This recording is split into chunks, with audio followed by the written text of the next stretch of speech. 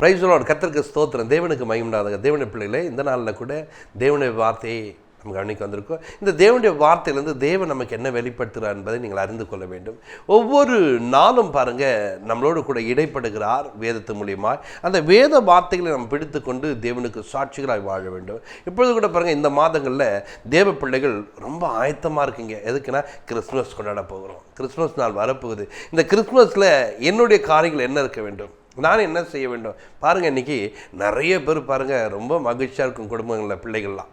ஆனால் தகப்பன் தாய்க்கு கொஞ்சம் வேதனையாக இருக்கும். என்னென்னா, பணம் இல்லை, இந்த பிள்ளைகளுக்கு நல்ல ட்ரெஸ் எடுத்துக்கணும், இவன் இதை கேட்குறான் அவன் அதை கேட்குறான்னு சொல்லிட்டு பலவிதமான காரியங்களுக்கு. கவலைப்படாத, கர்த்தர் உன் தேவையை சந்திப்பார். உன் தேவன் உன் தேவையை சந்திப்பார். அவருடைய பிறந்த நாளுக்கு அவர் உனக்கு உதவி செய்ய வல்லவராக இருக்கிறார். நம்ம அதை என்ன வேண்டும், நான் தான் எப்படி எடுக்கணும், இதை பண்ணணும் அதை பண்ணணுன்னதை, அப்பா எனக்கு உதவி செய்யுங்க, இந்த பிள்ளைகளுக்கு நான் ஏதாவது எடுத்து கொடுக்கணும், இந்த பிள்ளைகள் அந்த நாளில் மனமகிழ்ச்சியாக இருக்கணும், உங்களுடைய நாளில் என்ன பண்ணுவாங்க சந்தோஷமாக கொண்டாட வேணும். நீங்கள் பிரயாசப்படுங்க, தேவனிடத்தில் முறையிட்டு பாருங்கள், தேவன் உங்களுக்கு உதவி செய்வார். கர்த்தருடைய பிள்ளைகளே பாருங்கள், இன்றைக்கி ட்ரெஸ் எடுப்பதற்கு ரொம்ப பிரயாசப்படுகிறோம். அதனால் ஆலயத்துக்கு போகிறதுக்கு ரொம்ப பிரயாசப்படுகிறோம். அப்படியே ஓடி என்ன பண்ணுறோம், அந்த நாளில் ஒரு மகிழ்ச்சி முடிஞ்சவொடனே என்ன பண்ணுறோம், அங்கே போனோம் இங்கே போனோம். ஒரு கூட்டம் பாருங்கள், தேவனை சரியாக தேடுற போல் ஆக்டிங் கொடுக்க பாருங்க. இந்த கூட்டம் சினிமா தேட்டருக்கு அங்கே எங்கே ஓட்டு கிடக்கும். ஒரு கூட்டம் ஆலயத்துக்கு போயிட்டு வந்து இன்றைக்கி பீச் பார்க்கு போயிடலான்ட்டு. அந்த நாள் முழுவதும் எப்படி போயிடும், மகிழ்ச்சியாக போயிடும். அந்த மகிழ்ச்சி, அந்த நாளை மகிழ்ச்சியாக கொண்டாடுவார்கள். ஆனால் அந்த நாளில் மகிழ்ச்சியாக கொண்டாட வேண்டியவர்கள் அந்த நாள் என்ன என்பதை அறிந்து கொள்ள வேண்டும்.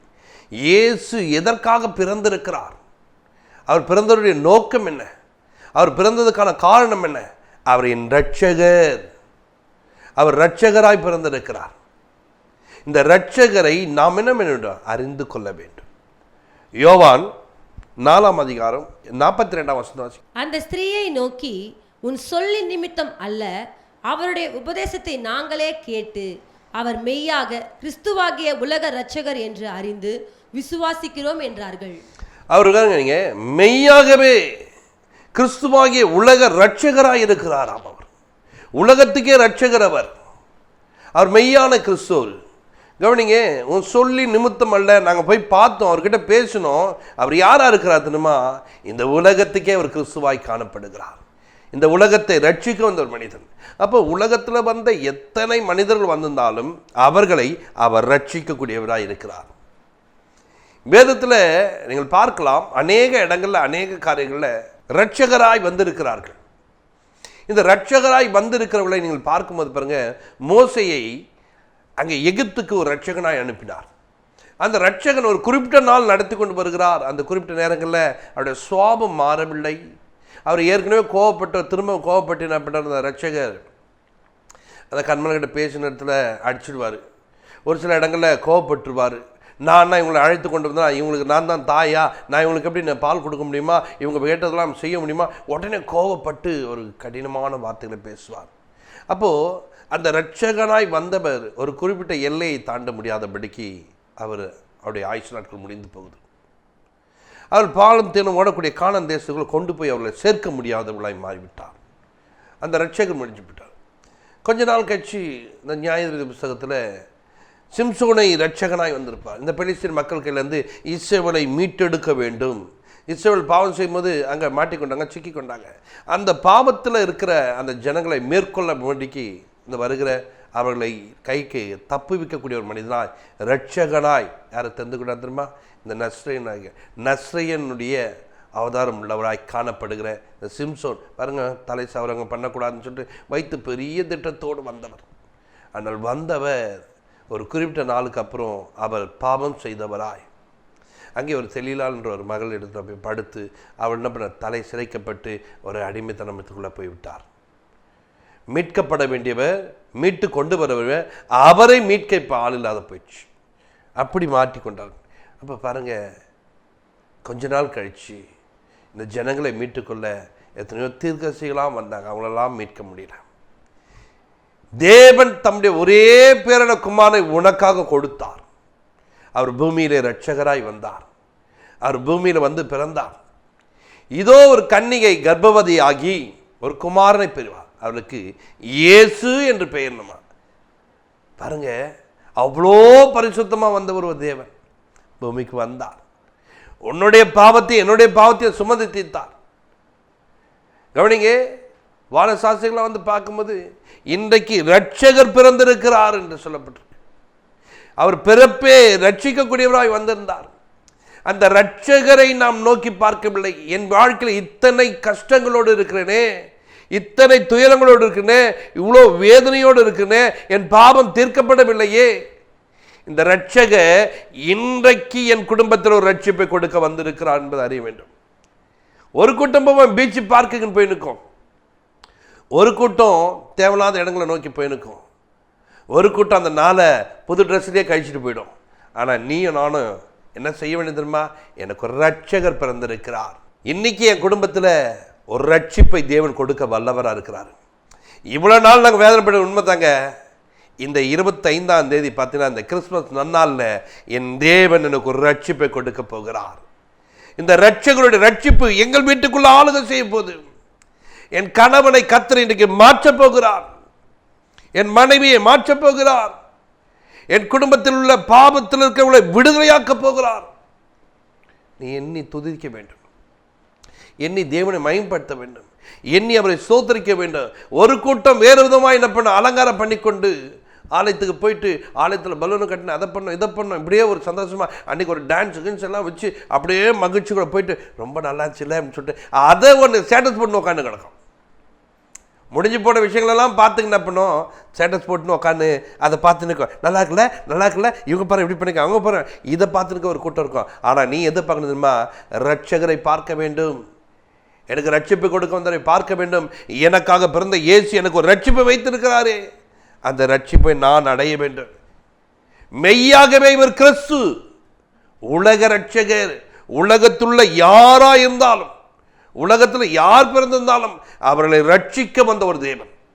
நீ எந்த மொழியில் ஒன்றாரு, நீ இந்துவாரு, நீ கிறிஸ்டினாரு, இது முஸ்லீமாரு, நீ யாராக இருந்தாலும் என்ன பிரச்சனைக்குள்ள இருந்தாலும் உன்னை அவர் விடுதலை பண்ண வந்திருக்கிறார், உன்னை மீட்டெடுக்க வந்திருக்கிறார்.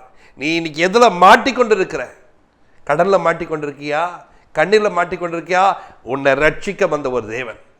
இன்றைக்கு எனக்காக அவர் பிறந்ததுனால அந்த கடல்லேருந்து நான் ஈஸியாக வெளியே வந்துடுவேன், என் கண்ணீர்லேருந்து வந்துடுவேன், என் வியாதியிலேருந்து வந்துடுவேன், என் போராட்டத்திலேருந்து வந்துடுவேன், என் நிந்தையிலேருந்து வந்துடுவேன்.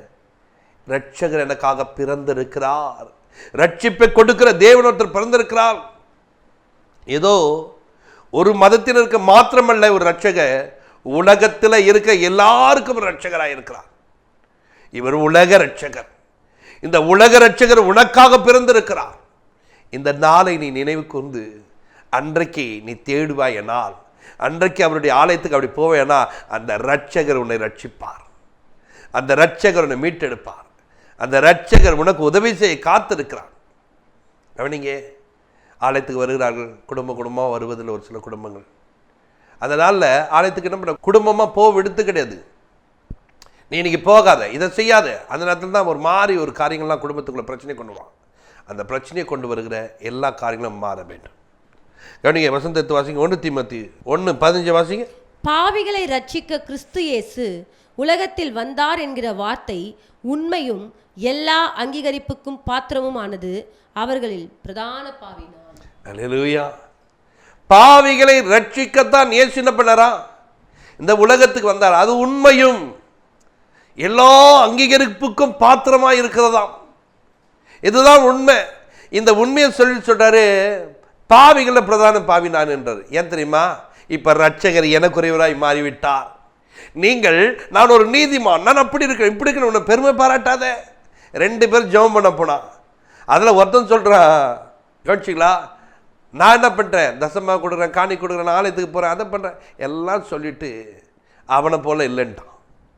இப்படி ஒரு நீதிமான ஆலயத்துக்கு போகிறவனுடைய பேச்சு இப்படி மாறிச்சு. இன்னொரு மனிதனோ சொல்றான், பாவியாக என் மேல கிருபையாய் இறங்கும்.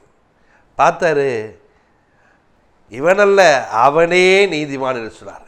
யார் ஒருவன் தன்னை பாவி என்று ஒத்துக்கொண்டு எனக்காக ரட்சகர் பிறந்திருக்கிறான்னு சொல்லும்போது அந்த மனிதனை தேவன் விடுதலையாக்க வல்லவராக்க, அந்த மனிதனுக்கு தேவன் உதவி செய்ய வல்லவராக்க, அந்த மனிதனுடைய தேவையை தேவன் சந்திக்கக்கூடிய ஒரு தேவனாக இருக்கிறார். இன்றைக்கு உனக்கு உதவி செய்ய அவர் காத்திருக்கிறார். உன் குடும்பத்தில் பாவம் செய்துவிட்டு என் கணவன் இப்படியா குடித்து விட்டு இருக்கிறான், பாவியாய் இருக்க அந்த மனிதனுக்காகத்தான் இந்த ரட்சகர் பிறந்திருக்கிறார். என் பிள்ளை எப்படியா தவறு செய்து விட்டான், பாவியாய் இருக்கிற அவனுக்காகத்தான் இந்த இயேசு பிறந்திருக்கிறான். நான் இப்படி பாவியாய் காணப்படுகிறேன்பா, உனக்காகத்தான் அவர் பிறந்திருக்கிறார். உன்னை ரட்சிக்க அவர் பிறந்தவர், உனக்கு உதவி செய்ய பிறந்திருக்கிறார். இந்த நாள் உனக்குரிய நாள். இந்த கிறிஸ்மஸ் அன்னைக்கு நீங்கள் ஆலயத்துக்கு போகும்போது தெரிஞ்சுக்கணும், இது எனக்குரிய நாள். நான் கண்டிப்பாக என் ஆலயத்துக்கு போகணும். என் ரட்சகர் பிறந்திருக்கிறார், அவரை நான் காண வேண்டும். என் ரட்சகர் பிறந்திருக்கிறார், அவரை நான் பார்க்க வேண்டும். ஆசையா போ. அந்த ரட்சகர் உனக்கு உதவி செய்ய காத்திருக்கிறார். அந்த ரட்சகர் உன் தேவை சந்திக்க காத்திருக்கிறார். அந்த ரட்சகர் உனக்கு உதவி செய்யவே அவர் பிறந்திருக்கிறார். பிறந்திருக்கிற அந்த ரட்சகரை நீ தேடி போவேனால் கர்த்தர் உனக்கு உதவி செய்வார். உன் குடும்பத்தில் எங்கள் அப்பா செய்த பாவங்கள் தாங்க நான் இப்படியெல்லாம் கிடக்கிறேன். அவர் பாவம் செய்தால் நம்ம ரட்சகர் உங்கள் வீட்டை தேடி வந்திருக்கிறாரு. அவர் பாவியாக இருந்தான்னு தெரிஞ்சு தான் ரட்சகர் உன்னை மீட்டுக்கொள்ள வந்திருக்கிறார். எங்கள் அம்மாவுடைய பாவத்தில் தாங்க நாங்கள் இப்படியெல்லாம் கிடக்கிறேன். அவங்க பாவம் செஞ்சுட்டாங்களா, அந்த பாவம் செஞ்ச குடும்பத்துக்குள் தான் இன்றைக்கி ரட்சகர் பிறந்திருக்கிறார். பாவிகளை மீட்டெடுக்கத்தான் ரட்சகர் பிறந்திருக்கிறார். இந்த பாவத்தில் இருக்கிறவர்களை மீட்டெடுக்கத்தான் அவர் பிறந்திருக்கிறார். பாவம் பாவம் சொல்லிக்காத, அந்த பாவத்தினால உன்னுடைய வாழ்க்கையில் இயேசு பிறந்திருக்கிறார். இன்றைக்கி அந்த பாவத்திலிருந்து வெளிவருவதற்கு அவர் வழியை உண்டு பண்ணி வைத்திருக்கார். உங்கள் முன்னோர்கள் செய்த பாவத்தினால இன்றைக்கி சாபத்தில் கட்டப்பட்டிருக்கா, இந்த சாபத்தை உடைக்க இயேசு பிறந்திருக்கிறார். இந்த சாபத்திலிருந்து மீட்டெடுக்க இயேசு பிறந்திருக்கிறார். உனக்கு அவர் உதவி செய்ய காத்திருக்கிறார். இன்றைக்கும் தேவ சமூகத்தில் காத்திருக்க பிள்ளையே, உன் வாழ்க்கையில் நன்மை செய்ய காத்திருக்கிறார். ஆதாம் பாவம் செய்தான்.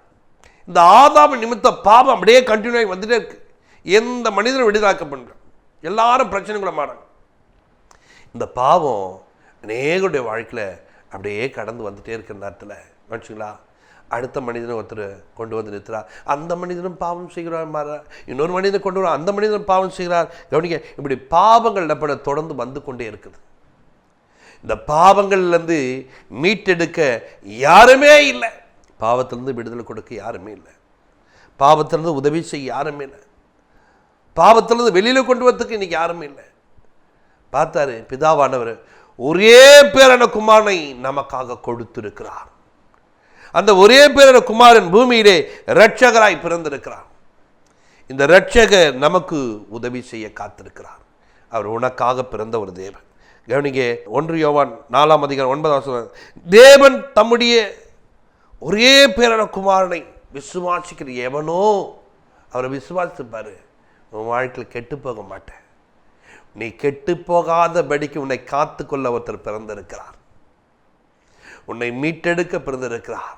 உன்னை ரட்சிக்க அவர் பிறந்திருக்கிறார். அவனிங்க அவரை கொடுத்து இவ்வளவாய் உலகத்தில் அன்பு கூர்ந்தாராம். உலகத்தின் மக்கள் மேலே ஒரு அன்பு கூறப்பட்ட ஒரு நாள் தான் இந்த கிறிஸ்மஸ். உன்னை ரட்சிக்க வந்த நாள் தான் இந்த கிறிஸ்மஸ். உன்னை விடுதலை பண்ண வந்த நாள் தான் இந்த கிறிஸ்மஸ். உனக்காக ஒரு ராஜா பிறந்திருக்கிறார். அந்த ராஜாவை காண நீ ஆலயத்துக்கு போய் கர்த்தரை ஆராய்த்து பாரு. கர்த்தர் உனக்கு உதவி செய்வார். உன் தேவையை சந்திக்கிற ஒரு தேவன் உனக்கு அவர் உதவி செய்து உன்னை ஆசீர்வதித்து காத்து நடத்துகிறார். இந்த உடைகள்னால கவனிங்க, நீங்கள் அணிந்து கொண்ட நகையினாலே, நீங்கள் அன்றைக்கு இருக்கிற மகிழ்ச்சினால, எனக்காக பிறந்த இரட்சகரனாலே நான் சந்தோஷமாக இருக்கிறேன் என்று சந்தோஷமாக எண்ணிக்கொள்ளுங்க. தேவன் உங்களை ஆசீர்வதிக்க வல்லவராக்கா. ஜெபம் பண்ணுவோம். பரலோக பிதாவே, உங்களுக்கு நன்றி செலுத்துகிறோம். இந்த நாளில் கூட கிறிஸ்மஸை கொண்டாடுகிற ஒவ்வொரு பிள்ளையுடைய வாழ்க்கையிலும் தேவன் தாமே இடைப்படுங்க. ஏதோ ஒரு அலங்காரமாய் உடைகளை உடுத்து கொண்டு அந்த நேரத்தில் ஆண்டவரே இந்த பிள்ளைகளுடைய வீடுகளை நல்ல சமையல் செய்து சாப்பிட்டு எங்கள் சொந்தக்கெல்லாம் வரவைத்தோம் என்று இந்த சந்தோஷத்தை விட எனக்காக இரட்சகர் பிறந்திருக்கிறார். தேவன் தம்முடைய ஒரே பிறந்த குமாரனை எனக்காக கொடுத்திருக்கிறார் என்பதை சந்தோஷமாய் அவரை எண்ணி பார்க்க, அவர் மேலே அன்பு வைக்க, அவரை ஸ்தோத்தரிக்க, அவரை துதிக்க பிள்ளைகளுக்கு கிருபை தாரும், வழிநடத்தும். பெரிய காட்சி இயேசு கிறிஸ்துவின் ஜெபத்திற்கு நல்ல பிதாவே. ஆமென். God bless you.